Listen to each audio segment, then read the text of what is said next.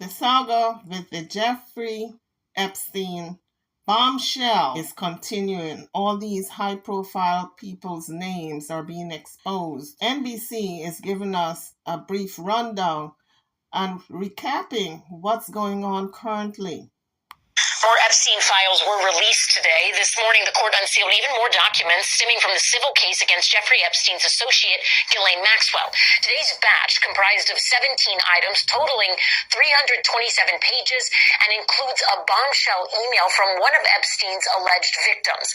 In 2016, Sarah Ransom wrote that she possessed sex tapes of 6 high-profile figures, including former presidents Donald Trump and Bill Clinton, as well as Britain's Prince Andrews and Virgin Group founder Richard Branson. Ransom retracted her statement 3 years later. Bring in NBC News legal analyst Angela Sinadella to dive deeper into all of this. So Angela, walk us through this, because people have really been digging through these documents day by day. In this latest batch, what would you say we have learned, and what sort of was the biggest revelation here? Well, I do want to underscore that we are still seeing more first-person testimony of the horrific allegations of assault by both Maxwell and Epstein, and you really see why that is where these criminal prosecutions came from, and that put Maxwell behind bars for 20 years. Now, in terms of this allegation in this email, we know they were from Sarah Ransom, who is a well-known victim. She's come forth before with her story, but here she's alleging that there are sex tapes. And in the first part of this email, she is alleging that this sex tape, she is alleging very specifically that this sex tape includes Bill Clinton and Richard Branson and also Prince Andrew, and that she has this sex tape that they were filmed. Now, in the second email, she really just doubles down on this, and not only does she say that these sex tapes exist, but she also says she's willing to swear under oath and testify in court over these. But as you said, Allison, it is very important to note that she later retracted these statements and in fact claimed herself that she made these up. So I'm not quite sure how much veracity we can attach to this email, Allison. Now, the young lady said she had sex tapes of these high-profile people. And I am wondering if she was threatened once everyone knew who she is and was, if anyone came after her. Because sometimes the people who are being accused don't have to come after you if you're accusing them. They have people in their camp that will come after you, not on the person's behalf, but on their own accord, because they love the person that much. We know in Beyonce's camp, she's got the beehive. You say one thing about Beyonce and see if they don't come after you and sting you into oblivion. But she doesn't tell them to do it, they just do it. So I'm wondering if this is the case with this young woman. After she accused so many people and said she had these tapes, I'm wondering if somebody didn't come after her, grabbed the tapes, and threatened her. And that's why she recanted. It's all alleged, but it makes you wonder, doesn't it? These are some of the names on the list that just came out yesterday. Richard Branson, British billionaire and business magnate, founder of the Virgin Group Stephen Hawking, British physicist and science author Ehud Barak, former Israeli Prime Minister. These are not all the names. There are more to come. Hit the like bell as you come onto the page and subscribe if you haven't done so as yet.